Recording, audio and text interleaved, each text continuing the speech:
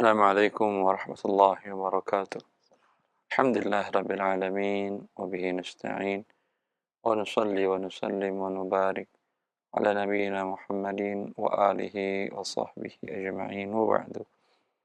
Ikhwani wa akhwati fillah, para pemirsa Roja TV dan para pendengar radio Roja yang dimuliakan oleh Allah Azza wa Jal. Masih dalam bab syarikah atau kerjasama, setelah muallif menjelaskan beberapa bentuk syirkah. Ada syirkah inan, ada dan beberapa kasus kontemporer dalam syirkah inan, termasuk dalamnya TBK dan lain-lain. Kemudian ada syirkah wujuh dan beberapa permasalahan kontemporer dalam hal ini yang dijelaskan oleh muallif. Kemudian ada syirkah abdan atau syirkah amal yang sudah dijelaskan juga.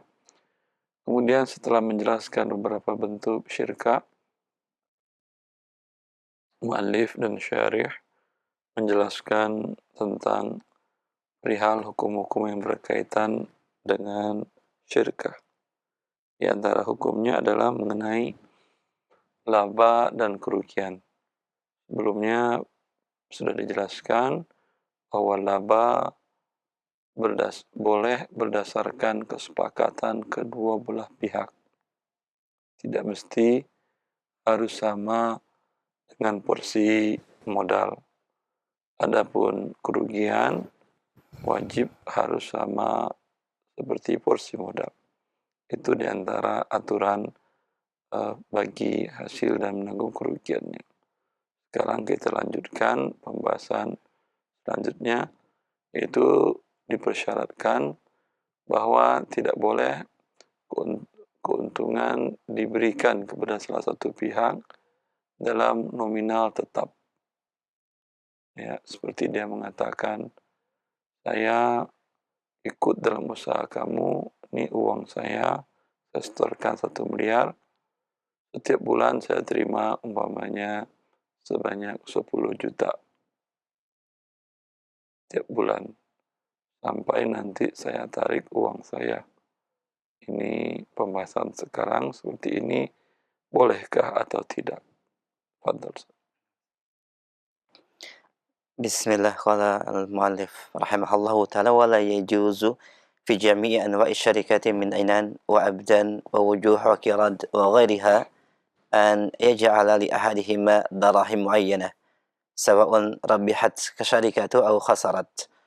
Walau ittafaqa ala anna li ahadi syarikain fi kulli syahrin alfu riyalin aw yakunu lahu 'inda qismati syarikati 10,000 riyalin lam yasihhu dhalika wa hadha kulluhu mujma'un alaihi lihtimali an la tarbahu syarikatu siwa hadzal mablagh fayakunu ribahu li ahadihima dunal akhar wa yahtamilu an la tarbahu syarikatu fayarbahu ahadihima min ra'si mali syarikihi wa yakhsaru syarikahu wa yakhshar syarikuhu wa hadha mukhalifun li asli syarikati wa hiya al-musyarakatu li kulli minhuma fi ribhi awil khasarati.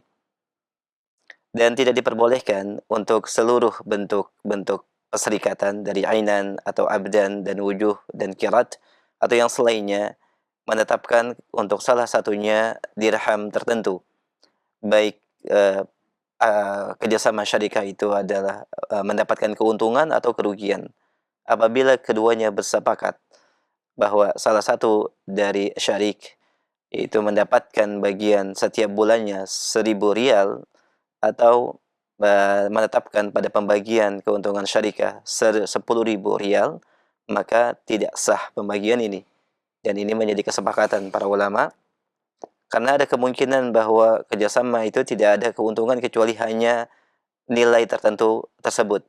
Dan keuntungan itu menjadi milik salah satu dari dua pihak yang bekerja sama. Atau ada kemungkinan tidak ada keuntungan sama sekali, sehingga salah satu dari pihak yang bekerja sama mendapatkan keuntungan berupa modal dari syariknya, dan yang lain mendapatkan kerugian. Maka ini menyelisihi pokok atau asal daripada akad kerjasama. Wahiyal musyarakatu, yaitu pembagian masing-masing pihak baik dalam keuntungan maupun dalam kerugian. Nah. Ya.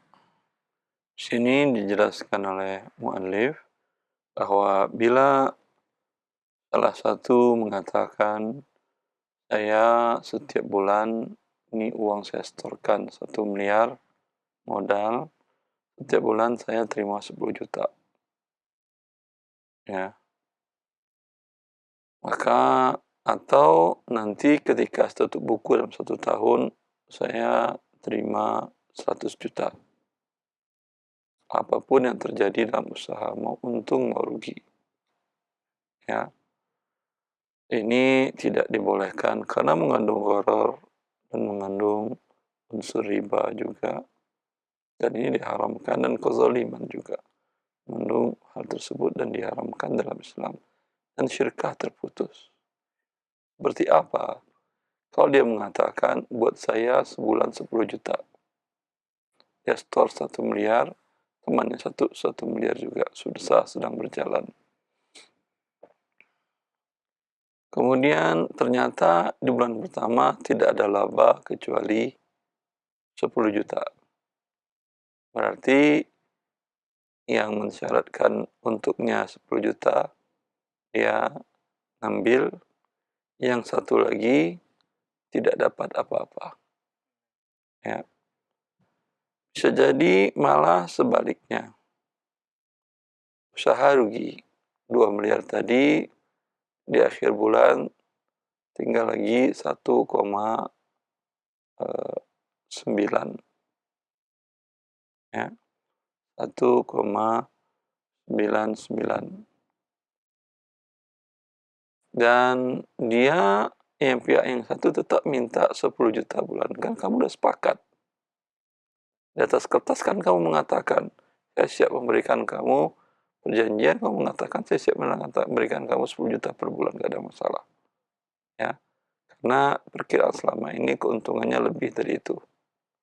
Dengan modal 1 miliar. Lagi sekarang modal dengan 2 miliar. Ya. Berarti ketika itu apa yang terjadi?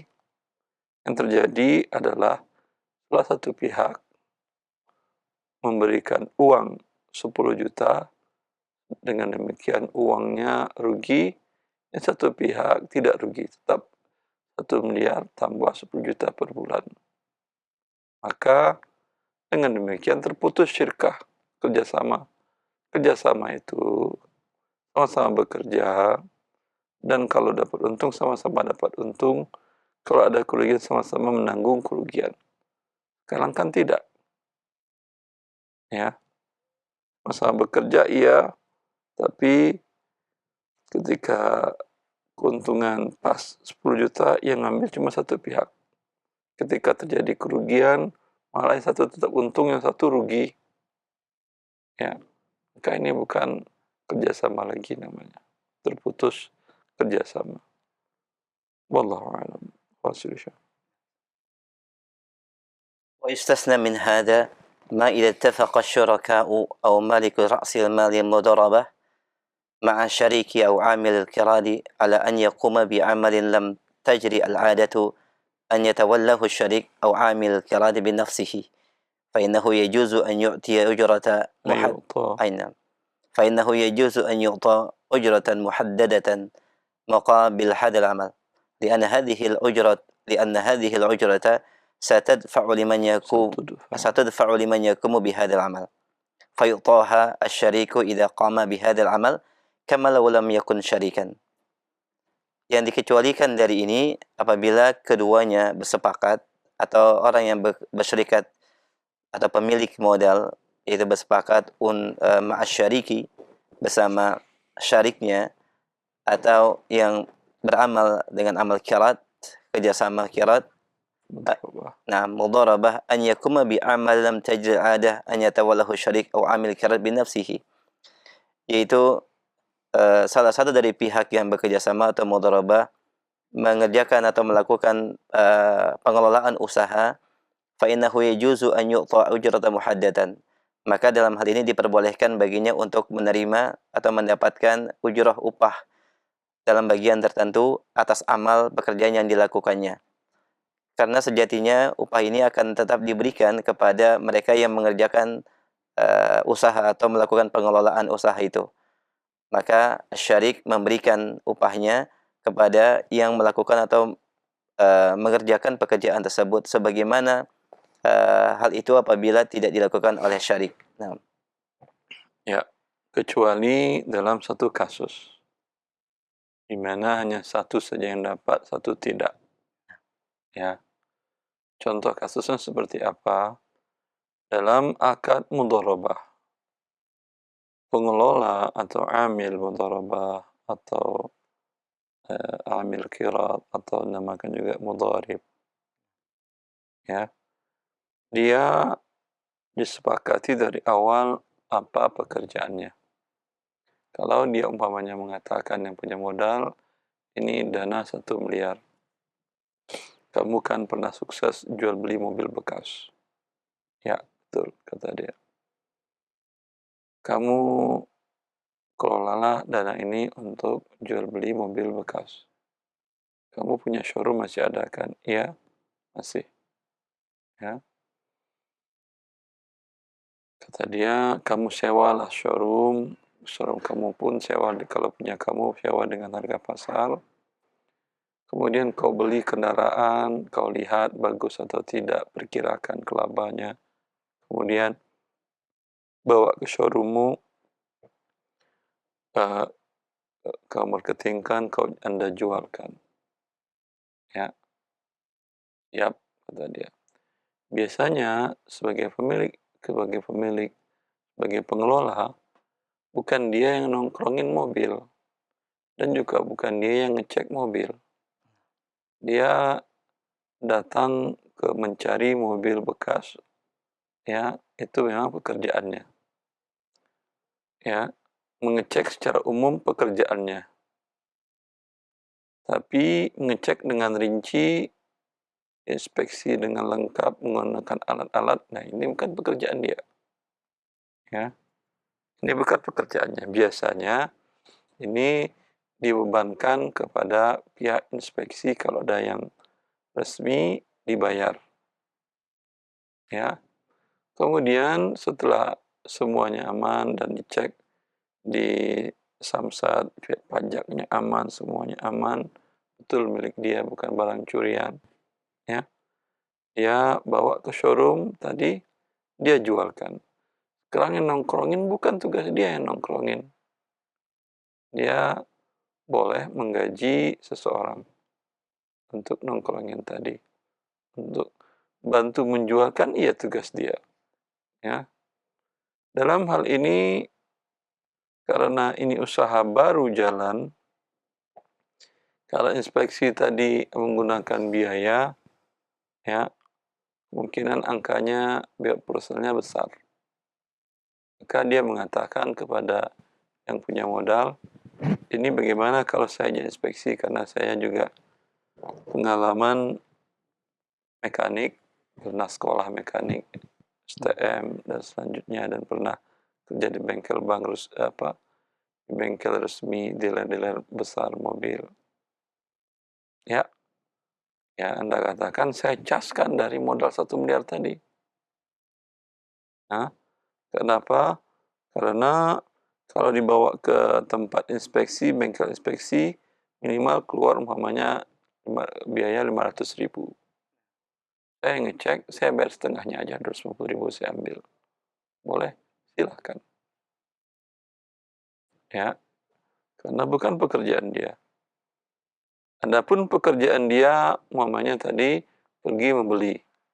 Disuruhnya orang pergi, karena dia ambil rapor anaknya atau apa, membantuin anaknya, ngeliatin anaknya untuk belajar di rumah, semangat dan seterusnya. Orang lain disuruhnya, ini tidak boleh gaji orang itu dipotong dari biaya operasional, harus dia keluarkan dari uang pribadinya. Dan dia pun tidak mengambil gaji. Dia hanya mengambil bagi hasil, kan sudah kita jelaskan sebelumnya. Dalam hal ini boleh. Ya. Dalam hal ini boleh, walau hanya dia yang dapat, sedangkan investor tidak dapat apa-apa. Tapi sebetulnya, ya tadi kita jelaskan perinciannya, harusnya itu adalah biaya terpisah dan bukan pekerjaan dari pengelola bisnis. Dia hanya membeli dan menjual, ya, mengelola, ya, tapi bukan mengerjakan yang kecil-kecil tadi. Mobil sudah dibeli, ditaruh di showroom. Di tahap awal, kalau dia menggaji orang, ya usaha masih kecil, modal masih 1 miliar, kalau menggaji orang untuk minimal 2 orang, satu bagian marketingnya, satu administrasi keuangannya, ya. Dan dia biasa lakukan sendiri. Dan dia mengatakan, minimal kita gaji 2 orang. Saya yang nungguin, saya yang administrasinya juga, gaji saya dengan setengah itu. Setuju para investor, tidak ada masalah. Walau dalam kasus ini, yang dapat uang hanya satu pihak kedua tidak dapat. Karena ini untuk kemaslahatan pekerjaan kerjasama tadi. Mas Yasha? ولا يصح أن يجعل لأحدهما ربح شيء معين كأن يجعل لأحدهما ربح القمح ويجعل الآخر ربح النخل أو يجعل لأحدهما ربح الشركة في العقار ويجعل الآخر ربح في السيارات ونحو ذلك لما سبق في المسألة الماضية. Dan tidak diperbolehkan untuk menetapkan dari salah satu keduanya keuntungan tertentu, seperti laba dari sesuatu yang tertentu. Yaitu laba dari sesuatu yang tertentu, seperti menetapkan atau memberikan kepada salah satu pihak keuntungan qamh, yaitu gandum, dan bagi yang lain keuntungan dari kurma, dan yang lain li ahadihima ribuhu syarikati fil iqar, yaitu laba dari penjualan properti, dan bagi pihak yang lain laba dan keuntungan dari penjualan mobil atau yang semisalnya, sesuai dengan penjelasan pada permasalahan sebelumnya. Ya. Begitu juga kalau membuat kesepakatan laba untuk para pihak ditentukan dari barang tertentu. Ya. Jadi mereka membuat kesepakatan baik inan atau abdan atau wujuh atau mudharabah, ya. Tidak boleh menentukan dari barang yang ini labanya untuk si fulan. Mereka ada berlima, ya, inan, sama-sama store uang, sama-sama ikut mengelola. Lalu bisnis mereka ini ada holding company, ada perusahaan kecil-kecil di bawahnya. Ya, mereka bikin holding company. Perusahaan anak-anak perusahaannya ada yang bisnis jual beli gandum, tepung terigu, ada yang jual beli kurma, ada yang menjual beli di bidang properti, ada otomotif, kendaraan mobil, dan seterusnya. Mereka mengatakan, bersepakat, karena kamu pengalaman di bidang jual beli gandum, kamu laba khusus di gandum. Kamu pengalaman lama di bidang otomotif, ya, laba dari otomotif khusus untukmu. Ya, modal sama tadi. Yang ini kurma, dari yang ini properti. Ya, maka ini juga tidak boleh. Sama seperti sebelumnya, terputus syirkahnya. Seperti apa terputus? Ya, dalam kondisi ekonomi sulit, kira-kira dari usaha tadi mana yang laku? Ya, makanan pokok, beras, gandum, kurma, itu mau kondisi ekonomi sulit, mau apapun tetap jalan. Karena orang tetap mau hidup. Ya, adapun properti, kebutuhan yang mahal, properti, kepemilikan, kemudian mobil, ya, tentu akan turun penjualannya. Bila dengan demikian, ini yang kurma, yang gandum, yang beras, setiap bulan dapat untung besar. Karena semuanya milik dia. Yang ini yang properti, gigit jari sampai sama mobil paling 6 bulan penjualan satu, pas-pasan operasional. Mereka nggak dapat apa-apa, sedangkan yang 3 yang bahan makanan pokok bersenang-senang dengan laba yang besar tadi. Ya. Dan sebaliknya, dalam kondisi ekonomi bagus, properti dan mobil tinggi penjualannya. Jual 1 sebulan sama dengan jual beras 3 bulan keuntungannya. Begitu juga mobil. Ketika ekonomi membaik, yang beras sama kurma sama gandum yang gigit jari.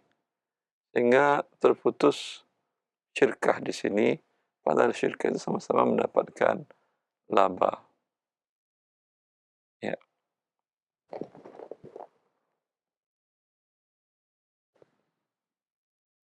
Masih ya, Syekh. نعم أستاذ. طيب. والحكم المساقة وحكم في المساقة والمزارعة كذلك، فلا بد أن يجعل لكل واحد من الطرفين في المزارعة ولكل واحد من الطرفين في المساقة جزء مشاع من الثمرة، ولا يجوز أن يجعل لأحدهما ثمر شيء معين، كأن يجعل لأحدهما ما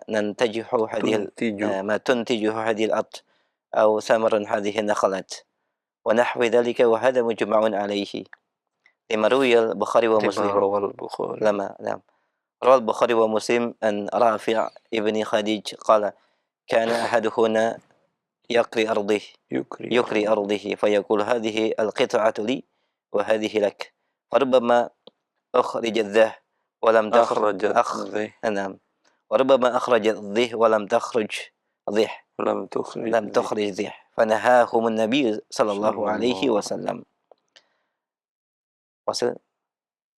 وكذلك لا يجوز في المساقة أو المزارعة أن يعطى أحد طرفين زيادة على جزئه المشاع المعلوم كثلث أو ربع، فلا يجوز أن يقال لك زيادة على جزئك 1000 ريال أو 100 صاع أو غير ذلك، لأن ذلك يؤدي إلى أن تكون المعاملة على جزء مجهول، وهذا لا يجوز بالإجماع. Nah.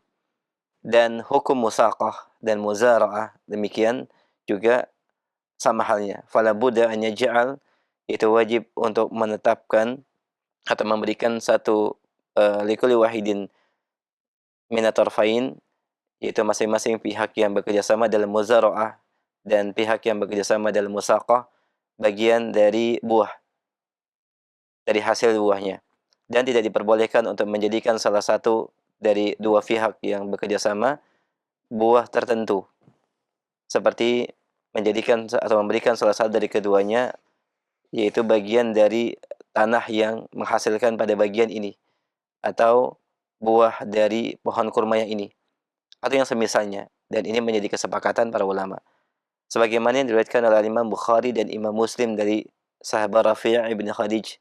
Beliau berkata, kana ahaduna yakril ardi, yaitu dahulu dari salah satu dari kita yukril ardi, yukri mana? Menyewakan tanahnya. Lalu kemudian berkata, atau salah satu dari kami berkata, bagian tanah ini untukku dan yang ini untukmu. Maka ada kemungkinan tanah yang ini menghasilkan dan yang itu tidak. Maka Nabi Muhammad SAW melarang hal tersebut. Nah, sebagaimana tidak diperbolehkan di dalam musaqah dan muzara'ah, itu memberikan salah satu dari dua pihak yang bekerja sama tambahan bagian berupa juz'u musya'al ma'lum, bagian yang diketahui, yang maklum, seperti sepertiga atau seperempat, maka tidak diperbolehkan untuk mengatakan bagimu tambahan dari juz'ika, dari bagianmu, yaitu berupa nilai 1000 rial atau 100 sa' dan yang semisalnya. Lianna dzalika yu'addi ila an takuna al-mu'amalah ala juz'in majhul.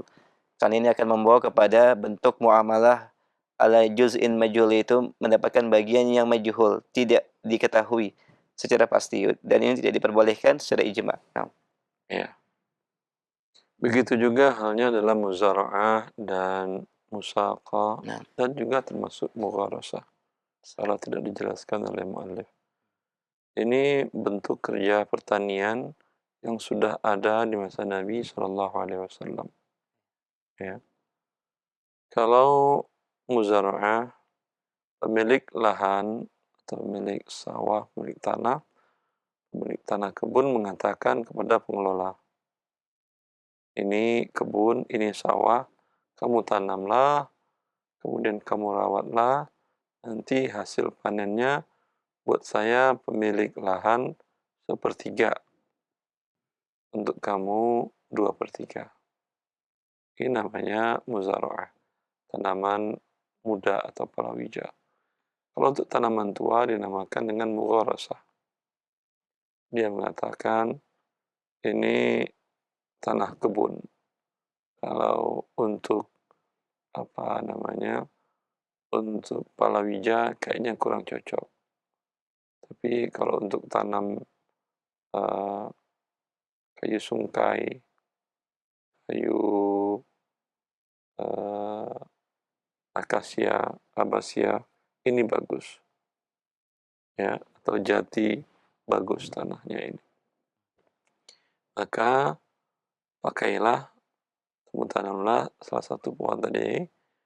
Nanti berapa hasil panennya, pohonnya, atau hasil penjualannya, buat saya umpamanya 1/3 yang punya tanah, buat Anda, modal dari Anda 2/3.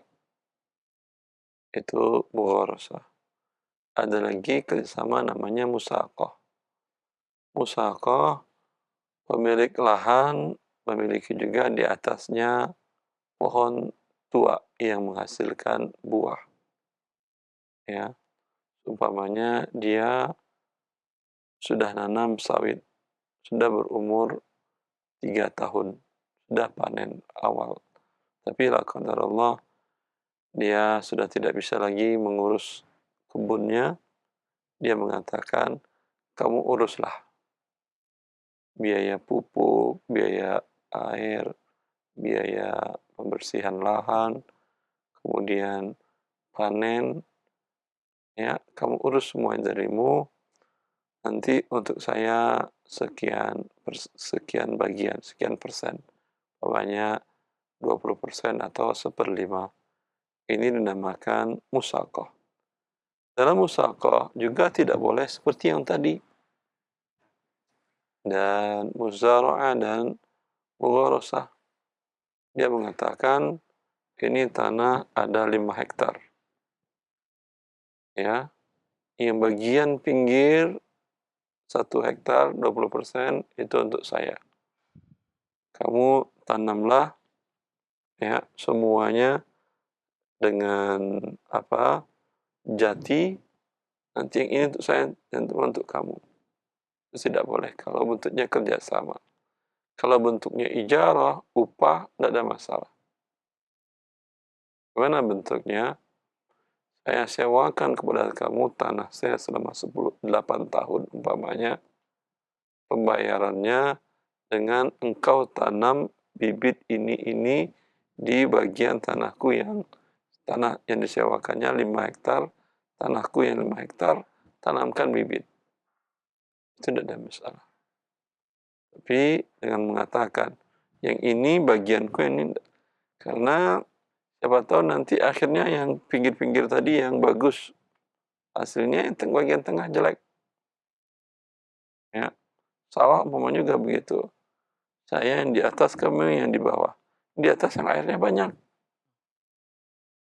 yang di bawah tinggal air sedikit, sehingga yang di atas panennya banyak, yang di bawah maka tidak boleh.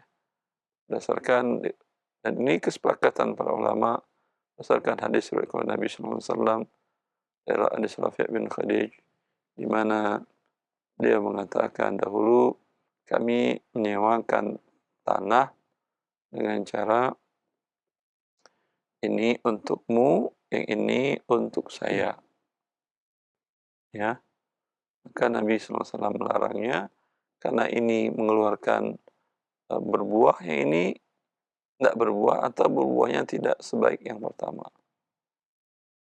Ya. أنهيت الفقرة Nah, ya, الأخيرة ya, وكذلك يجوز. Nah, Ustaz. nantiuna. Baik. Nah, jazakallah khair, barakallahu fik. Pemirsa dan pendengar Radio Roja, demikian beberapa poin yang dijelaskan dan disyarah oleh Ustaz. Semoga menjadi faidah, bermanfaat, dan kita berikan kesempatan untuk memperdalam pembahasan berkaitan dengan kaidah penetapan kerugian dan keuntungan dalam akad kerjasama, dan bisa disampaikan via telepon secara langsung. Silakan. Halo.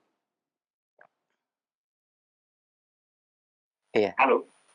Silakan. Assalamualaikum warahmatullahi wabarakatuh. Waalaikumsalam warahmatullahi wabarakatuh. Dengan siapa, di mana?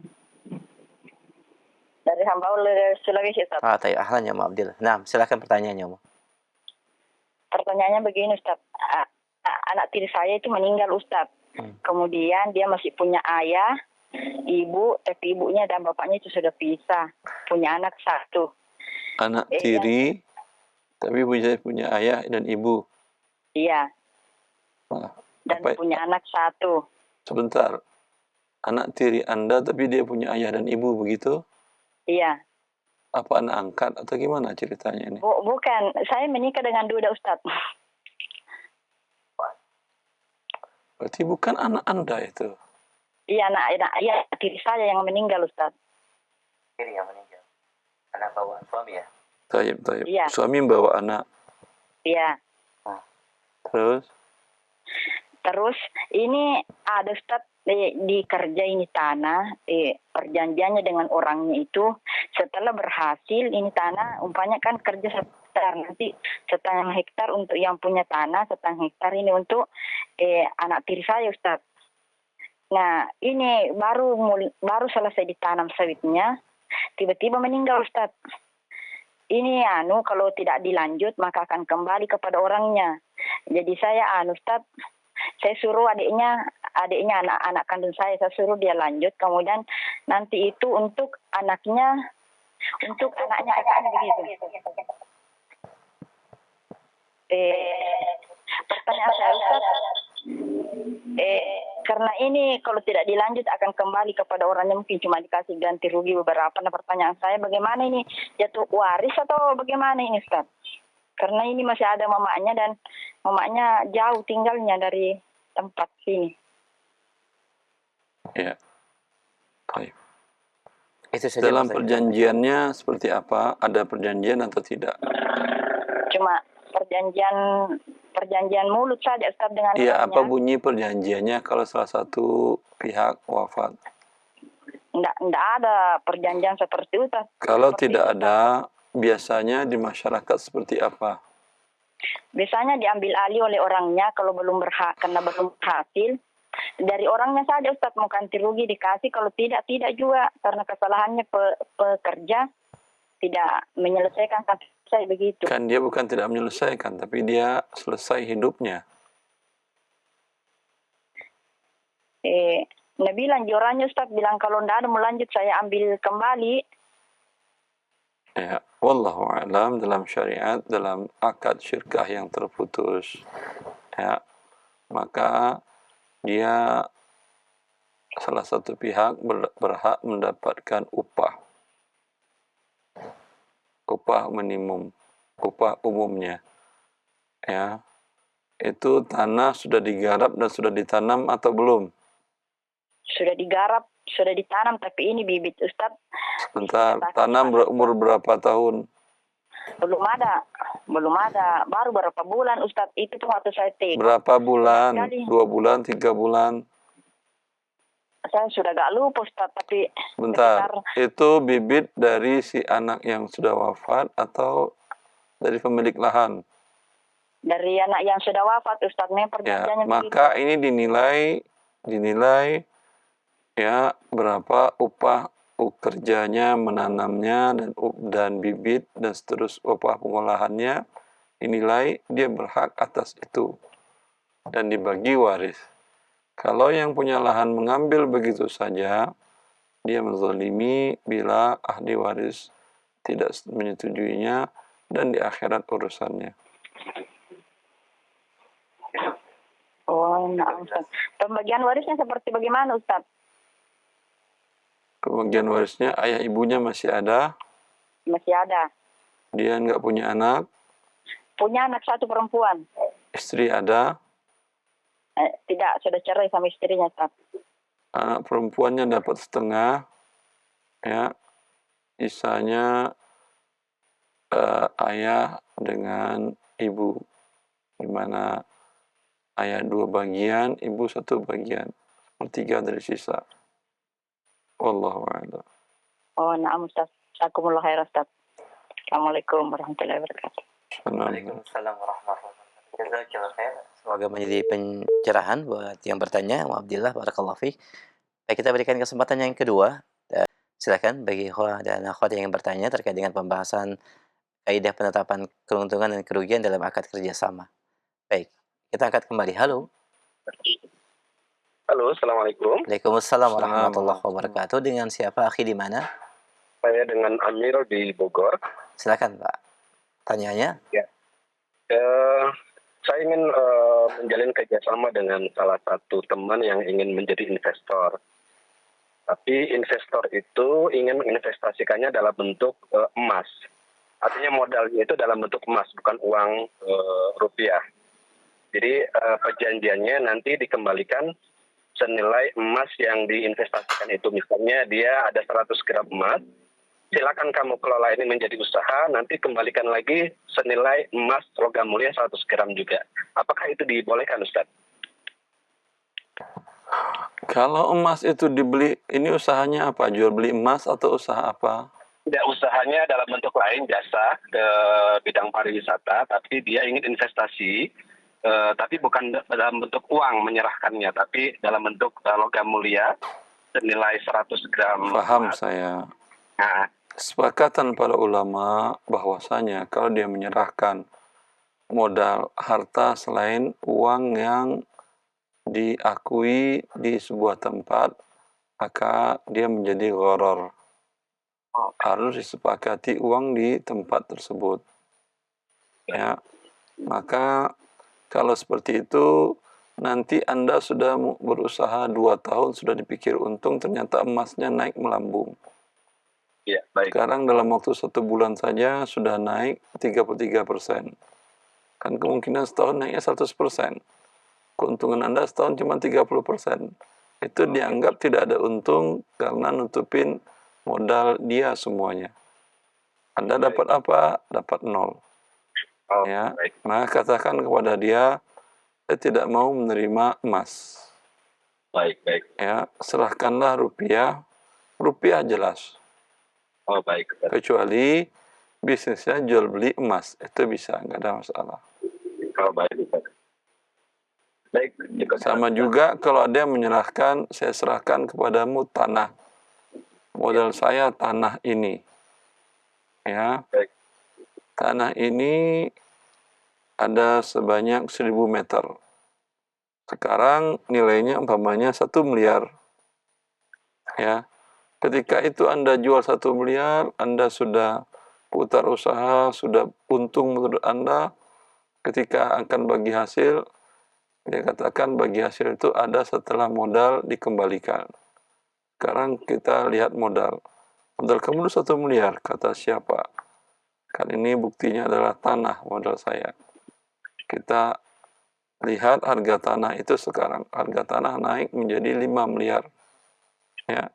Usaha untung sama 5 tahun cuma 3 miliar. Jadi 4 miliar. Kata dia, ini usaha rugi karena hak saya adalah 5 miliar, ini baru 4 miliar.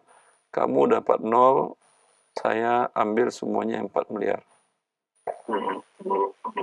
Ya, maka ini tidak boleh menurut kesepakatan para ulama. Baik. Cukup jelas, Baik. Baik, cukup jelas, Ustaz. Baik, Jazakumullah alhamdulillah. khair. Wa iyyakum jazakumullah khairan. Baik, barakallahu fiik. Alhamdulillah. Kita berikan kesempatan kembali yang ketiga. Masih via telepon bagi pendengar dan pemirsa yang mungkin baru bergabung. Ya, halo. Silakan, sudah masuk? Baik, kami angkat pertanyaan via chat WhatsApp yang masuk. Assalamualaikum warahmatullahi wabarakatuh. Barakallahu fiik ya Ustaz. Mohon penjelasan terkait dengan kaidah pembagian keuntungan secara ketentuan syariat. Pelaksana atau pengelola apakah boleh mengambil bagian lebih besar dibandingkan pemodal? Mohon arahannya Ustaz, jazakallahu khair. Kalau dalam akad mudharabah, Nah.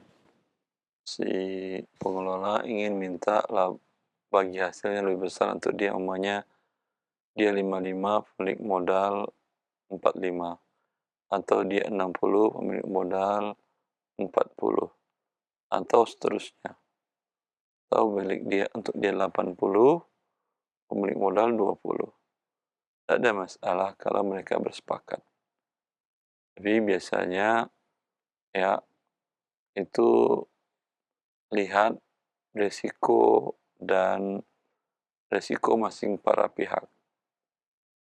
Kalau resiko pengelola lebih berat, artinya mereka umpamanya anggap bisnis satu yang berat, umpamanya bisnis gaharu, kan cari kayunya berat. Itu harus ke pedalaman, ya, ketemu ke pedalaman Kalimantan, ke pedalaman Sumatera, pedalaman Irian, mencari kayunya dari para petani-petani tersebut. Risiko tinggi, kerja berat, modal cuma dikit. Ya, kalau modalnya besar, dia tinggal gaji orang, taruh orang di sana. Dia gaji umpamanya orang daerah situ. Dia taruh agen umpamanya di Kalimantan, daerah penghasilan terbanyak. Di Irian, di Papua, dia taruh juga agen dari orang sana, digaji per bulan. Belum lagi nanti bonus ketika terjadi transaksi. Ya, gampang. Tapi kalau modalnya dikit, gimana mau gajinya? Ya, maka jika dia yang datang ke sana mencari, itu kan lelah. Ya, dia ingin minta laba dia lebih besar. Nah, tidak ada masalah kalau investor setuju. Dan investor juga melihat kalau pekerjaan dia gampang, sedangkan risiko investor kan jelas. Risikonya kerugian 100% dia tanggung. Ya, tentu dia akan keberatan kalau untuk dia lebih kecil dibandingkan untuk pengelola. Walhasil dalam hal ini dikembalikan kepada kerelaan kedua belah pihak. Ya, yang menjadi acuan apa uruf kebiasaannya. Ya, tanyalah. Biasanya kalau bisnis ini berapa untuk pengelola, berapa untuk investor. Ya. Jazakallah khair penjelasannya. Demikian bagi pendengar yang bertanya, semoga menjadi pencerahan. Barakallahu fiik. Baik, kita berikan kesempatan kembali Mas via telepon. Halo. Halo. Ya, silakan. Assalamualaikum. Waalaikumsalam warahmatullahi. Dengan siapa, Umu di mana? Dengan Ummu Salma di Padang. Baik, silakan pertanyaannya, Umu Salma. Nah, begini Ustadz mau tanya tentang hibah. Nah, kan suami saya sebelum meninggal menghibahkan satu petak sawah sama beberapa perhiasan, tetapi kesepakatan awal sebelum suami meninggal itu dibagi dua, Ustadz. Tetapi dalam hibah tersebut suami menghibahkan seluruhnya untuk saya. Kemudian dua bulan setelah suami menghibahkan itu, suami saya meninggal. Tapi kondisi suami waktu menghibahkan itu sedang sakit, Ustaz. Apakah hibah itu tersebut sah, Ustaz? Ya, hibah sakitnya pada waktu dia menghibahkan sakit berat atau sakit biasa ringan? Sakitnya operasi usus, Ustaz, tapi itu termasuk berat. Ya, artinya kondisi yang disampaikan oleh pihak ahli medis, dokternya, bahwa kondisinya berat, begitu kan ya? Begini Ustaz, beliau itu operasinya 2 kali. Yang pertama itu operasi itu kategori belum berat, tapi karena ini tumor jadi menjalar, jadi diulang lagi operasi yang kedua, Ustaz. Bentar, berarti kasusnya tumor. Ya. Tumor itu berat itu, Ibu. Ya. Ya, artinya ulama mengatakan dalam fil maradil makhuf, kondisi dia sakit yang dikhawatirkan membawa kepada meninggal, dan menyatakan sakit membawa kepada meninggal tentu pernyataan dari ahlinya, Ya. para ahli medis.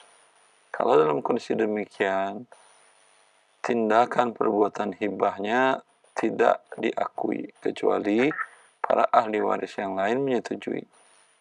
Iya. Ahli waris yang lain itu ayah ibunya dan anak-anaknya.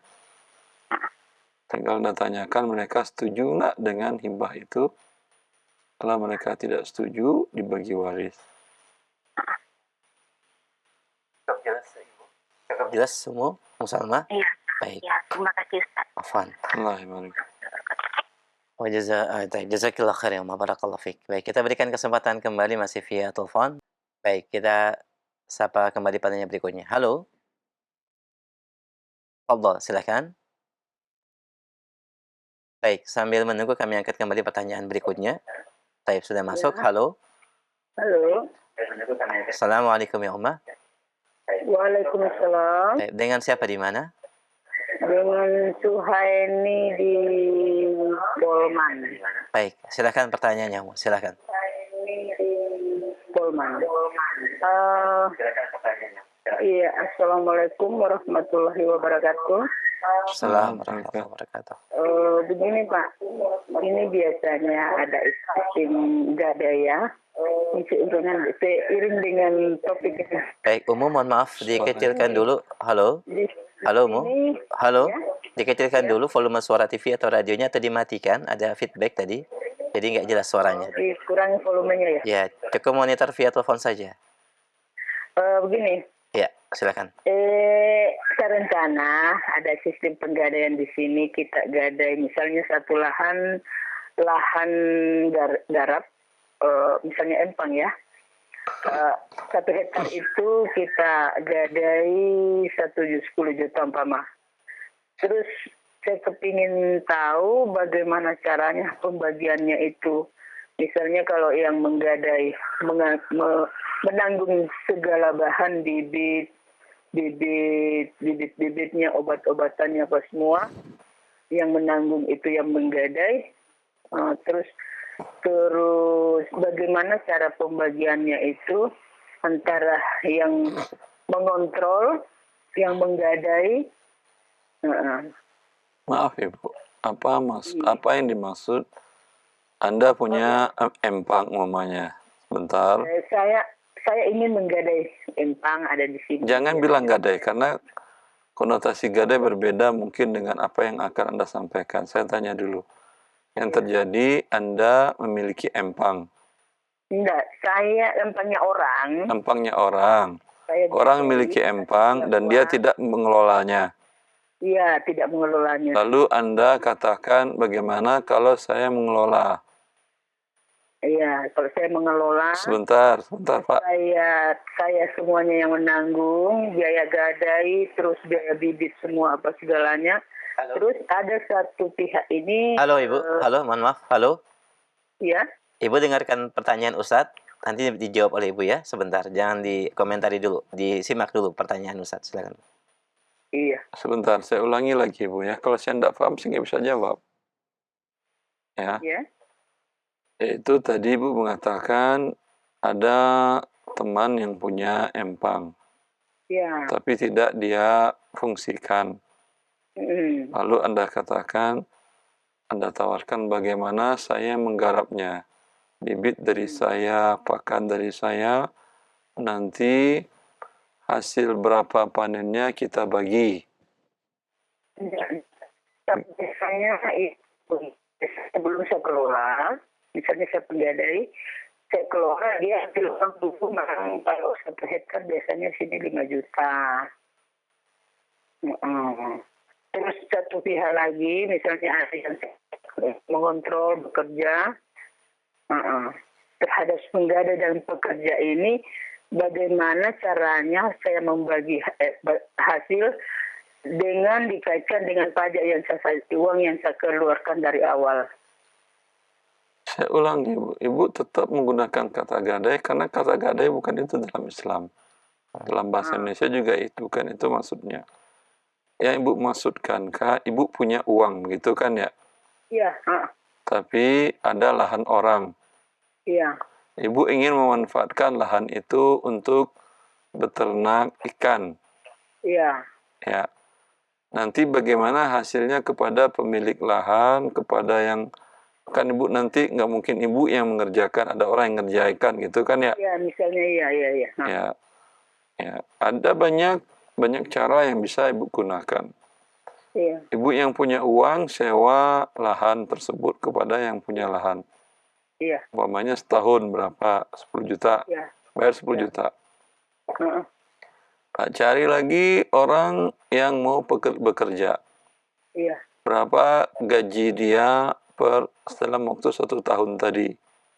Pekerjaannya ibu jelaskanlah A, B, C, ya, melihat air, melihat beri pakan dan seterusnya, mengontrol, ya, bila waktu saatnya panen dia melakukan panen. Ibu gaji sepakatannya berapa dalam 1 tahun tadi. Pokoknya dia minta gaji sebanyak 50 juta. Ya. Berhasil tidak berhasil tetap gaji 50 juta dengan sewa lahan tadi 10 juta. 60 pengeluaran ibu. Itu semuanya milik ibu. Kemudian berapa hasil jual? Terjual umpamanya 1 miliar. Itu sisanya dari mengeluarkan biaya lahan, sewa lahan, dan sewa orang. Itu milik ibu semuanya. Seperti itu boleh. Iya. Kalau ini biasa terjadi di sini, itu bagi 3. Hasilnya itu dia yang tanggung, keluar bahan, dan hasilnya itu dibagi 3 sama pemilik. Misalnya lahan, tuh, terus penggadai dengan biaya bibit. Dibagi 3 itulah. Dibagi 3 rata. Hasilnya. Rata. Bagaimana kalau begitu? Itu yang biasa terjadi. Dibagi 3 rata atau berbeda-beda? Dikasih keluar dulu biaya obat, biaya bibit itu. Terus hasilnya itu setelah keluar dulu bibit, bahan-bahan, terus dibagi 2. Antara pekerja dengan pemilik. Terus yang punya lahan? Iya, yang pemilik lahan pekerja dengan obat. Bagi 3. Bibit-bibit itu. Bagaimana menurut itu? Di sini yang langsung terjadi begitu, Pak. Wallahu a'lam. Kalau umpamanya menurut ya hukum Islam, kita ini masih awam. Jangan sampai kita salah langkah. Baik, kita akan jelaskan Ibu. Ya, itu saja pertanyaannya. Baik, kita akan simak. Menurut dalam pandangan syariat, ya, kalau dia ingin menyewakan, ya sewakan dengan uang. Seperti hadis Rafi' bin Khadij tadi, ya. Atau kalau ingin dengan bagi hasil tentu tidak sama. Dinilailah berapa umumnya upah gaji orang mengelola selama 1 tahun. Berapa upah sewa 1 lahan 1 tahun. Berapa bibit, kemudian bibit pakan selama 1 tahun. Keluar angka umpamanya untuk yang punya lahan tadi anggap 20 juta. Gaji karyawan 50 juta. Kemudian biaya bibit, ikan dan pakan dan obat-obatan umpamanya keluar biaya 200 juta. Tinggal dia tinggal diambil porsi masing-masing, berarti yang untuk bibit ya adalah 80%. Untuk yang lahan umpamanya 10% atau 5%. Untuk yang jasa 15%. Ya. Berapa dapat? Boleh. Kemudian dapat 10 ton dengan angka 5 miliar. Dibagi dengan 80, 15, 5. Ya. Tidak ada masalah kalau seperti itu. Jazakallah khair, demikian umum yang bertanya. Cukup jelas dan semoga menjadi pencerahan bagi Ibu dan juga yang pemilik lahannya, dan terkait dengan definisi gadai secara Islam berkaitan dengan apa yang tadi disampaikan. Apakah maksud yang difahami oleh Ibu benar? Itu istilah di kampung beliau. Kalau di dalam bahasa Indonesia KBBI bukan itu makna gadai. Mana gadai, Anda menyerahkan harta Nah. dalam yang fungsinya untuk sebagai jaminan atas tanggung jawab Anda ke pihak yang Anda serahkan harta kepadanya. Nah. Umpamanya, Anda pinjam uang dia Sah. banyak 10 juta. Anda gadaikan umpamanya motor Anda. Nah. Kalau saya selama 3 bulan tidak bisa jual, ya itu jaminan kamu eksekusilah. Kamu jual, ambil hutang kamu 10 juta, ada sisanya kembalikan ke saya. Nah. Kalau kurang, ya maka saya akan tambahin. Nah. Itu yang gadai. Sah. Dalam bahasa Arab, rahan. Dalam bahasa Al-Quran. Jazakallah khair tambahan penjelasan yang semoga bermanfaat. Baik, kita berikan kesempatan kembali via telepon ya. Bagi pendengar dan pemirsa yang mungkin baru bergabung. Ya, baik. Halo. Silahkan, sudah masuk? Ya, silahkan akhi. Waalaikumsalam warahmatullahi. Dengan siapa di mana? Dari Pak Zul, Jakarta, Ustaz. Silahkan Pak Zul, silahkan pertanyaannya. Assalamualaikum, Ustaz. Apa mau dibantu, Ustaz? Untuk perhitungan waris, Ustaz. Nah, Ya, Ya, jadi gini, anak punya mertua nih, sudah meninggal sekitar 8 tahun lalu. disebutkan namanya Pak, disebutkan namanya. Oke, ya. Mertuanya tuh Pak Komar. Ya. sebentar.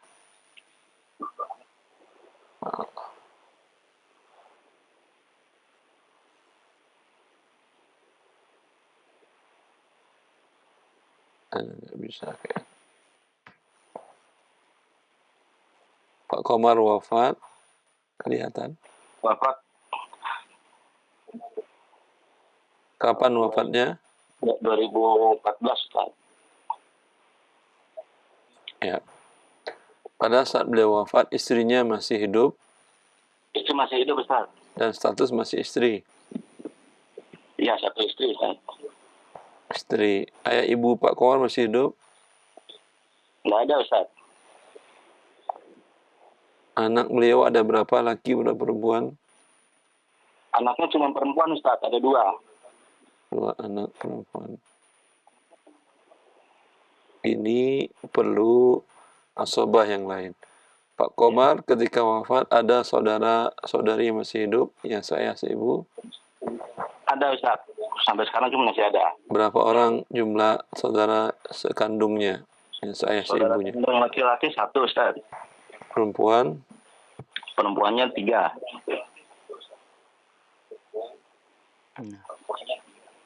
3 saudari kandung. Pembagiannya adalah istri dapat 1/8. Anak perempuan 2 orang dapat 2/3. Saudara sisa. Jelas? 8 dengan 3 pembagiannya KPK-nya 24. 24 bagi 8 kali 1, 3. 24 bagi 3, 8 kali 2, 16. Sisanya 5. 5 ini dibagikan untuk 1 saudara laki-laki, 3 saudari perempuan. 1 laki-laki 2 bagian, berarti 5 pas. Berarti saudara laki-laki dapat di sini 2, saudari perempuan dapat 1. Hartanya dibagi 24, istrinya mendapat 3/24. Anak perempuannya masing-masing 8/24. 8/24, Ustaz. Ya, masing-masing. Masing-masing, ya, Ustaz. Saudara laki-lakinya dapat 2/24. Saudari perempuannya masing-masing 1/24. Oh, iya. Cukup jelas? Oh, iya, Ustaz. Itu tapi untuk sampai ini kan pensiunan Ustaz. Tiap bulan masih ada pensiunan. Itu apa masuk ke waris juga Ustaz? Uang pensiunan itu biasanya aturannya kalau Pak Komar wafat itu dibagikan untuk anak dan istri kan ya? Iya Ustaz, betul. Ya. Tidak kepada saudara-saudarinya. Ya. Maka itu adalah hanya untuk seperti yang disyaratkan dalam tadi, yaitu hanya anak untuk dan istri saja. Oh, baik Ustaz. Cukup jelas, akhi? Jelas Ustaz. Baik, alhamdulillah. Ustaz. Baik, afwan. Ustaz. Wa iyyak wa jazakallahu khair barakallahu fiik. Alhamdulillah. Semoga menjadi pencerahan buat antum dan keluarga. Masih kita berikan kesempatan kembali sebelum kami angkat via chat WhatsApp. Baik, kita angkat kembali. Halo. Assalamualaikum warahmatullahi wabarakatuh. Waalaikumsalam warahmatullahi wabarakatuh. Dengan siapa Umu di mana? Dengan hamba Allah di Riau. Baik, silakan Umu. Boleh bertanya mengenai seputar Ramadan? Tidak, Umu, mohon maaf. Ustaz. Pembahasan terkait dengan muamalah saja secara khusus. Ada pertanyaan terkait dengan muamalah dalam bab ini? Tidak ada atau ada? Gini, Pak Ustadz mau nanya mengenai ini aja. Kami kan bekerja di perusahaan. Kemudian perusahaan memberikan fasilitas berupa karyawan yang dipekerjakan di rumah ya untuk membantu segala kegiatan di rumah. Itu kalau kita memberi sesuatu pada pekerja tersebut kan apa boleh atau enggak ya Pak Ustadz? Di mana pekerja tersebut kan udah digaji sama perusahaan. Misalnya kita memberi tip atau memberi makanan atau apa aja gitu Pak Ustadz, apakah itu dibolehkan? Sebentar. Perusahaan menggaji karyawan untuk bekerja di rumah salah satu komisaris atau pemilik perusahaan, begitukah? Iya. Ya. Apakah boleh menggaji? Kalau dia sebagai komisaris, berarti dia pemilik perusahaan, bukankah begitu? Tapi kami posisinya bukan komisaris Pak Ustadz. Karyawan juga? Karyawan juga yang itu ada dikasih fasilitas. Ya udah. Kalau fasilitas itu, maka tidak boleh dia memberikan hadiah kecuali dia menyampaikan kepada perusahaannya. Bolehkah kami kasih hadiah orang ini? Harus minta izin dulu ya Pak Ustadz. Ya. Karena seperti misalnya kita masak atau apa gitu kan, kita kasih dia makanan atau apa gitu, itu pun tidak boleh ya Pak Ustadz. Minta izin ke perusahaan dahulu, karena dia untuk biaya hidupnya kan sudah digaji perusahaan. Oh begitu ya, Masya Allah. Ya. Selama ini kami tidak tahu, jadi kalau ada apa-apa kami kasih aja gitu. Dia tinggal minta izin ke perusahaan, kalau mereka boleh kan tidak ada masalah. Kecuali karyawan Anda di perusahaan itu sebagai owner, sebagai pemilik, Anda ada masalah. Karena pada umumnya sih seperti itu Pak Ustadz, ya, baik dari pimpinan yang teratas gitu kan, biasa memberi seperti itu tanpa ada izin gitu. Sepertinya berlaku biasa gitu untuk di perusahaan kami gitu Pak Ustadz. Ibu apa beratnya menanyakan? Itu dibolehkan nggak dalam aturan begitu? Nah. Kalau aturan tidak membolehkan, tentu Anda berdosa, dia berdosa. Apa larangannya gitu, nggak ada Pak Ustadz gitu? Tidak ada larangan, mungkin belum tentu tidak ada aturan. Nah. Baik. Dikomunikasikan dan minta izin ya ya kepada pemilik perusahaan. Baik. Alhamdulillah. Ya, cukup jelas. Wa iyyak wa jazakallahu khairan wa barakallahu fiik. Baik. Satu pertanyaan via telepon kembali sebelum kami angkat via chat WhatsApp. Dan bagi antum yang baru bergabung, pembahasan terkait dengan bab muamalah, ya silakan pertanyaan terkait dengan bab ini. Kita angkat kembali. Halo. Silakan, sudah masuk. Silakan, halo. Assalamualaikum Ustaz. Waalaikumsalam warahmatullahi wabarakatuh. Ahlan, akhi, dengan siapa di mana? Aku Ulfa Ustaz dari Bukit Tinggi. Baik, silakan. Assalamualaikum Ustaz Erwandi. Assalamualaikum warahmatullahi. Ustaz, ada yang mau saya tanyakan nih masalah Ustaz. Masalah apa? Masalah dagang Ustaz. Ya. Jadi begini, saya menjual beberapa produk punya supplier. Nah, karena supplier saya ini memberikan barang ke saya dengan tempo pembayaran contoh misal 2 bulan. Memberikan barang atau menjual barang? Menjual barang, saat menjual barang. Menjual barang, dan menjual barang itu saya jual ke orang lain. Sebelumnya saya tempat menjual itu saya cari pembeli dulu, lalu saya cari barang ke dia.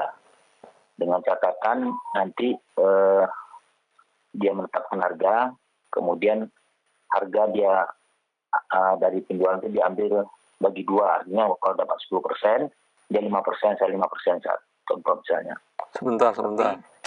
Ya, Sebentar. Si pemilik barang mengatakan kepada Anda bahwa ini barang silahkan jualkan, begitukah?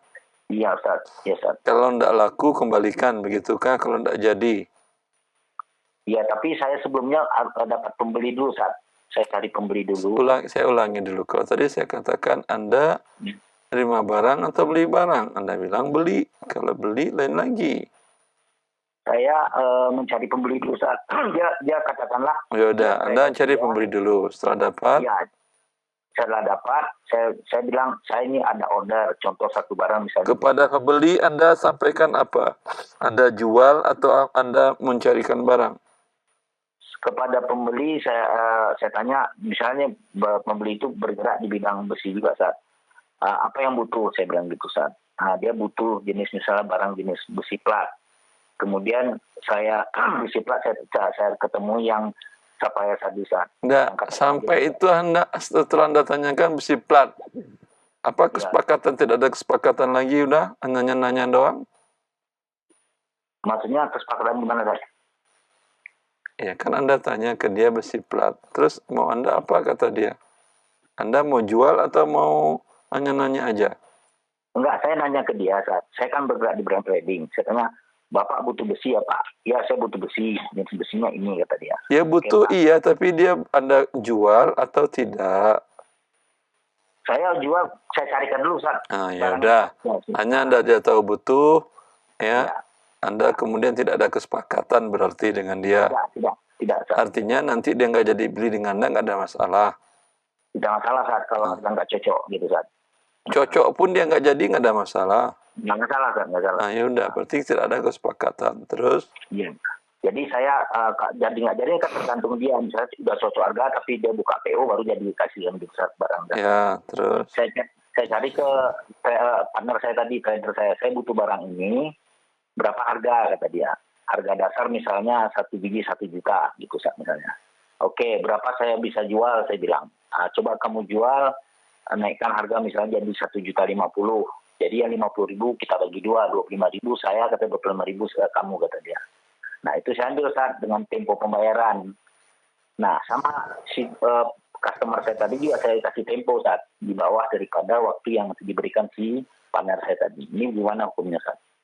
Partner Anda tadi, Anda dia tidak jadi, apa kata Anda kepada partner Anda? Anda si konsumen Anda tidak jadi. Nggak apa-apa, Ustaz. Nggak jadi, nggak apa-apa. Apa nggak apa-apa itu? Kembalikan barang. Iya, Ustaz. Berarti nggak jadi kita ambil, Ustaz. Dari dia nggak masalah. Walaupun nggak jadi. Nggak jadi kita ambil. Andai dia jadi? Kalau jadi saya ambil, Ustaz. Iya, sudah. Kan Anda ambil. Kan baru PO. Kemudian sampai di sana barangnya, dia mengatakan saya nggak jadi. Ya, yang dari customer saya, Ustaz. Gitu. Iya. Ya nggak apa-apa, saya berarti resiko saya, Ustaz. Ya, resiko Anda. Kemudian dengan pemilik besi plat tadi, sebentar, pahami saya dahulu. Dengan pemilik besi plat tadi, Anda dikenakan apa? Tidak ada apa-apa? Nggak ada apa-apa, Ustaz. Jadi nggak ada apa-apa, sebentar. Sebentar. Udah ada dari, ya. Saya tidak bisa menjawab kalau dia tidak jelas. Maka sabar, saya memahaminya dengan baik. Andai tadi Anda sudah bawa ke konsumen barang, dia kata konsumen, saya sudah dapat dari yang lain dan sudah deal, saya tidak jadi. Anda bawa lagi kepada partner Anda, ternyata di jalan ada barang yang hilang. Itu yang nanggung siapa? Jadi gini Ustaz, perjanjian itu barang itu diambil harga loko daripada gudang Ustaz. Gudang dari si supplier tadi Ustaz. Supplier saya tadi Ustaz. Jadi gudang diadu itu dihitung harga karena kepercayaan. Selama ini alhamdulillah nggak ada masalah Ustaz. Kemudian barang itu dibawa dengan transportasi ke lokasi gitu Ustaz. Dengan tanggungan biaya juga si customer saya tadi Ustaz gitu. Dia kan disuruh pilih apakah harga itu loko pabrik, loko gudang atau sampai tempat. Bilang saya tanggung transportasi selama saya ada di gudang gitu Ustaz. Gudang sih supplier saya gitu Ustaz. Pertanyaan saya Anda belum jawab. Gimana kan? Disimak, akhi, pertanyaan. Ketika saya bertanya, ketika Anda membawa keluar barang dari si partner Anda, Iya kan? ya, ke konsumen. Ya, Padahal tadi dia bilang sudah ya siap jadi beli. Ternyata sampai di sana dia tidak jadi beli. iya kan? Kemudian sebelum Anda bawa pulang lagi, barang rusak atau hilang sebagian. Siapa yang menanggung resiko? Ya resiko saya Ustaz. Kalau ada hilang Ustaz itu Resiko Anda berarti itu jual beli. Iya kan? Padahal Anda kan diizinkan dia bawa. Kalau orang nitip barang ke Anda, umpamanya nitip jualkan, risiko dia lah yang nanggung. Resiko yang Umpamanya, yang punya barang lah. Umpamanya Anda punya toko. Ada orang yang nitip barang, nitip jual. Ya, itu Anda wakil menjualkan, iya. Dia mengatakan, ini dari saya sekian. Umpamanya, gorengan ini dari saya 2.000. Terserahlah kamu jual, biasanya ada 3.000, ada 4.000, terserah. Nanti sisanya ambillah untuk kamu. Atau ini modalnya saya HPP-nya 2.000, buat saya 1.000, buat kamu 1.000, berarti berapa terjual kembalikan saya 3.000. Ya. La qadarallah, ya, terjadi musibah. Ya, namanya datang hewan ngamuk, kerbau atau apa kan biasa. Itu gorengan tadi semuanya hancur. Itu yang punya warung nggak menanggung. Ya, kecuali akibat kerugian, akibat kelalaian dari yang punya warung. Umpamanya harusnya dia standby di warungnya. Ya. Tapi kan satu dengan hal dia mau masak ditinggal warung. Kemudian gorengan ya tadi 30 kok tinggal 5 lagi. Ya. Itu dia mengganti akibat kelalaiannya. Tapi kalau resikonya bukan akibat kelalaian, dia jagain. Tapi kerbau, mana ada bisa dilawan kerbau? Dan kerbau injak itu gorengan. Dia tidak ada kewajiban bayar. Kasus Anda kalau sama seperti itu boleh. Tapi kalau Anda diwajibkan bayar, ya, maka itu menjadi tidak boleh. Lebih baik Anda beli dari dia, Anda jual lagi ke dia.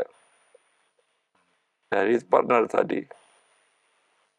Nah, kalau misalnya Pak Alfonso, utang saya macet dari customer saya kan tetap harus bayar ke supplier saya. Itu tidak boleh. Harusnya apapun resiko dia menanggung. Anda buat aja lah jual beli daripada Anda seperti tadi. Dia titip harga dari kamu berapa, dah terserah saya jualin, ya. Saya beli denganmu, keluar barang dari sini, saya akan bayar. Dengan pembayaran tempo sekian hari. Namanya 2 bulan, 3 bulan. Ya. Sehingga risiko Anda keluar dari toko, risiko Anda yang menanggung semuanya. Dan keuntungan pun milik Anda semuanya. Jelas, akhi. Baik. Kita berikan kesempatan bagi yang lain dulu, ya, karena keterbatasan waktu. Baik, nah alhamdulillah. Nanti bisa disampaikan kembali pertanyaan pada pertemuan-pertemuan berikutnya. Baik, kami angkat pertanyaan dari WhatsApp. Assalamualaikum warahmatullahi wabarakatuh. Barakallahu fiik ya Ustaz. Ini terkait dengan warisan. ingin menanyakan zakat dan waris. Ayah meninggal tahun 2021, meninggalkan dana sebesar 160 juta dan rumah. Ayah memiliki 2 anak, 1 laki-laki dan 1 perempuan. Apakah benar jika anak laki-laki tidak mendapat waris karena berbeda agama? Itu yang pertama, Ustaz. Saat ini uang dipegang ibu. Benar kalau berbeda agama, benar. Baik. La Alhamdulillah. yarithu dinan, Rasulullah SAW. Iya. Saat ini uang dipegang ibu dan rumah dialihkan ke anak perempuan. Apakah ibu harus mengeluarkan zakat atas uang tabungan tersebut, Ustaz? Di mana saat ini uang sisa 50 juta.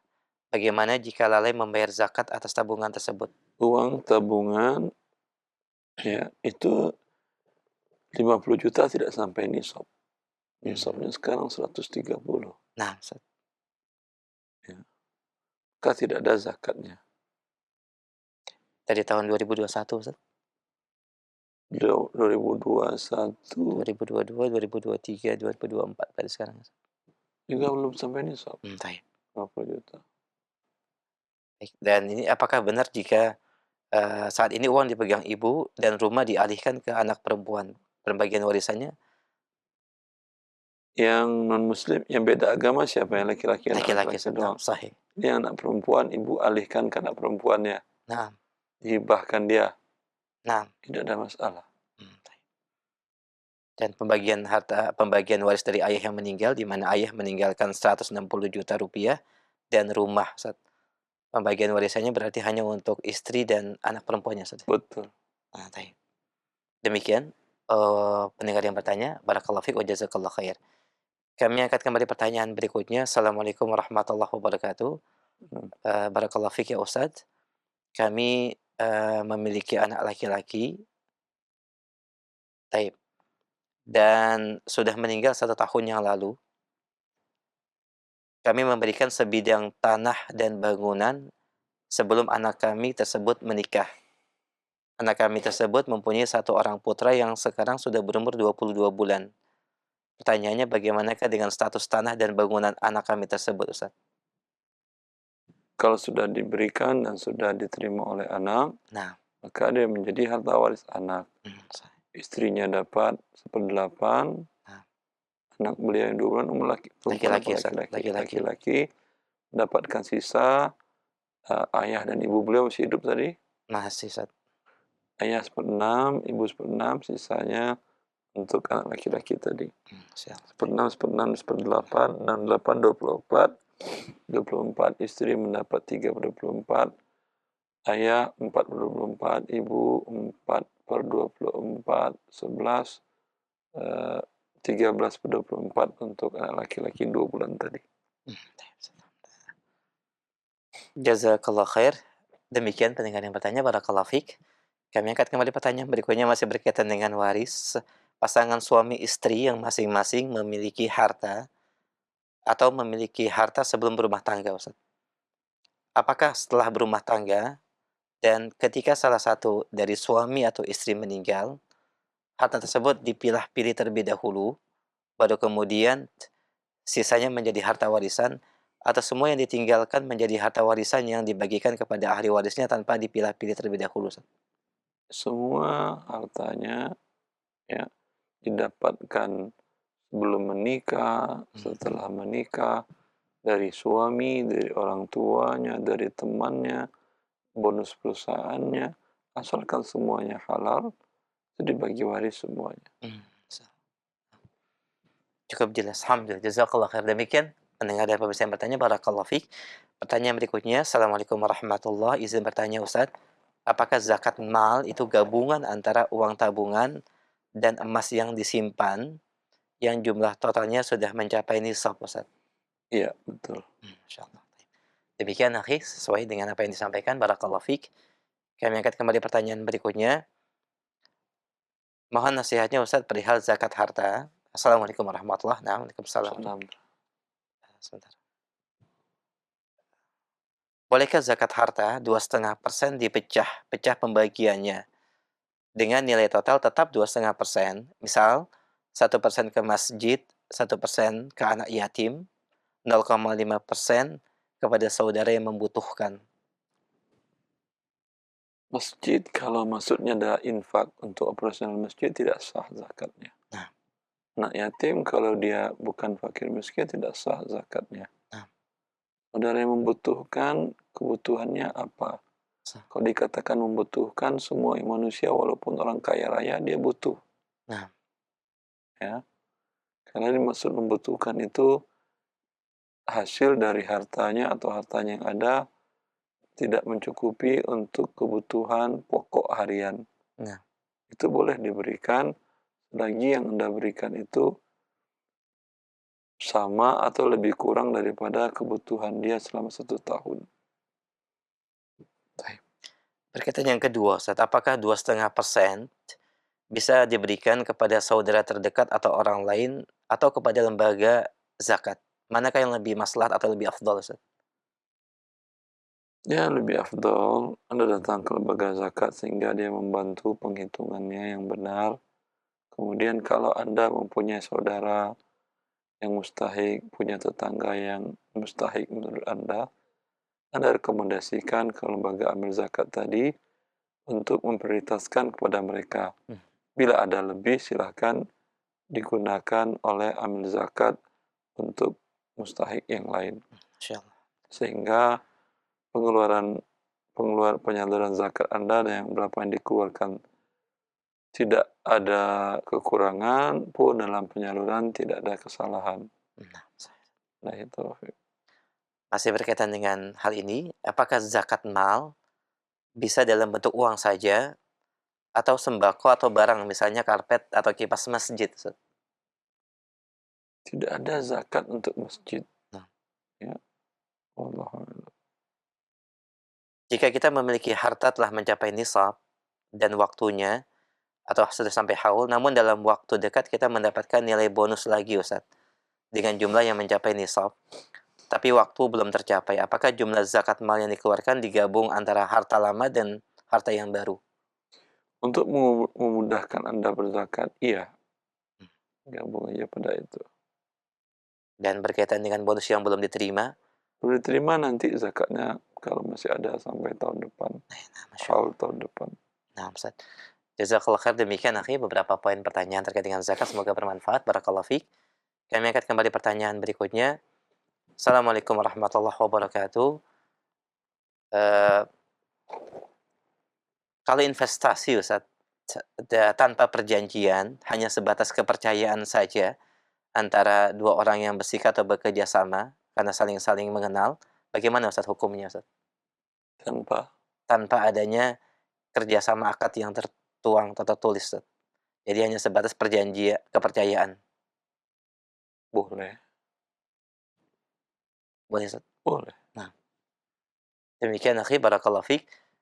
Kami akan kembali pertanyaan berikutnya. Disebutkan, Assalamualaikum warahmatullahi wabarakatuh. Barakallahu fiik, Ustaz. Tadi disampaikan bahwasanya keuntungan itu diperoleh setelah modal kembali. Apabila investor memberikan modal 1 miliar dan estimasi kembalinya modal sekitar 1 tahun. Apakah yang dimaksud di sini keuntungan di tahun kedua itu yang menjadi keuntungan dalam kerjasama syirkah, Ustaz? Itu yang pertama. Betul. Masya Allah, barakallahu fiik. Kedua, Ustaz, terkait dengan pengelola, di mana dalam pengelolaannya membutuhkan dana dan juga butuh kebutuhan pokok dia selama 1 tahun pertama. Bolehkah diambil dari hasil yang dia dapat di tahun 1 tahun pertama? Atau bagaimanakah penerapannya? Jazakallah khair. Kalau dia tidak punya kemampuan, karena kalau ingin mudharabah, bagi hasilnya 1 tahun, tidak punya dia simpanan uang. Jangan minta bagi hasil, minta kad gaji. Cuman dia akan pengen besar. Karena kalau gaji kecil, paling 10 juta. Kalau bagi hasil nanti keuntungan 1 miliar, bagi 2, 500 juta. Daripada 10 juta, cuman dapat 240, kan mending 500. Ya. Tapi dia tidak ada kemampuan. Nah, seperti itu, katakan, saya tidak punya tabungan simpanan, beri saya gaji di bawah upah standar, nanti sambil sisanya kalau ada keuntungan di atas sekian persen, di atas 100, bagi saya ya sekian persen kalau Anda mau. Itu tidak ada masalah. Baik, Ustaz. Alhamdulillah. Jazakallah khair. Demikian pendengar yang bertanya dan solusi yang diberikan. Barakallahu fiik. Pertanyaan berikutnya. Assalamualaikum warahmatullahi wabarakatuh. Izin bertanya, Ustaz. Saya memiliki usaha bersama teman dengan modal sama-sama 50%. Saya sebagai penanam modal dan juga sebagai pengelola. Pada saat saya mengajak teman tersebut untuk membuka usaha, saya mengatakan insya Allah tidak akan mengakhiri kerjasama ini. Tapi dalam perjalanannya, banyak hal yang mengecewakan yang saya dapatkan dari partner, padahal secara perhitungan keuntungan sudah dibagi sama-sama mendapatkan 50%. Perjanjian saat itu tidak dibuat secara tertulis, hanya lisan saja. Apakah saya bisa mengakhiri kerjasama ini setelah saya memastikan teman usaha tersebut tidak mengalami kerugian? Jazakallah khair. Boleh kalau dia setuju mengakhirinya. Karena akad syirkah adalah akad jaizah, bukan mengikat. Kapan salah satu pihak ingin mengakhiri, bisa diakhiri. Dan ketika diakhiri, likuidasi, tentukan hak masing-masing. Makanya sama-sama 50%. Semua harta usaha milik berdua 50-50. Sampai brand merek dagang, ya 50-50. Tidak bisa satu aja yang makai. Kalau satu ingin makai, dia belilah. Fadhal. Nah, jazakallah khair. Demikian pendengar yang bertanya. Barakallahu fiik. Kami angkat kembali pertanyaan berikutnya terkait dengan waris. Assalamualaikum warahmatullahi wabarakatuh. Bagaimana cara pembagian warisan untuk suami yang meninggal tanpa anak, sedangkan suami masih memiliki kedua orang tua dan 2 saudara perempuan? Tidak punya anak, istri ada. Nah, Ustaz. Masih ada. Nanti orang tua, ayah, ibu, dan istri. Nah, sahih. Maka untuk istri 1/4, Nah. sisanya ayah 2 bagian, ibu 1 bagian. Nah, taib. Sisanya 3, Nah. terus 1/4 bagi 4, 1. Ayah 2, ibu 1. Berarti harta dibagi 4, ayah 2/4, ibu 1/4, istri 1/4. Nah, alhamdulillah. Saudara perempuan tidak dapat, Ustaz ya? Tidak Taib. terhalang oleh ayah. Nah, barakallahu fiik. Dan ini pertanyaan kami terakhir di kesempatan pagi ini sebagai ikhtitam setelah kesimpulan kajian, Ustaz. Silakan. Ya. Ikhwani wa akhwati fillah, dalam akad syirkah ya harus dijelaskan dengan rinci pembagian keuntungan dan laba, ya, dan kerugian.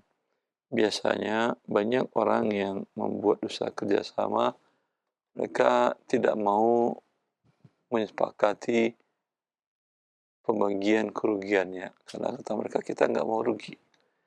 Ya, tidak ada memang orang yang mau rugi. Tapi kalau rugi gimana? Itu harus disepakati. Ya. Maka bila dalam hal itu tidak mengikuti syariat di mana kerugian ditanggung berdasarkan porsi modal, yang terjadi dalam usaha kerjasama adalah kerusakan, menimbulkan riba, menimbulkan gharar dan kezaliman kepada para pihak. Maka mempelajari syariat Allah adalah syarat untuk sukses dalam bekerja sama bisnis. Semoga usaha kita diberkahi oleh Allah Azza wa Jalla. Wabillahi taufiq.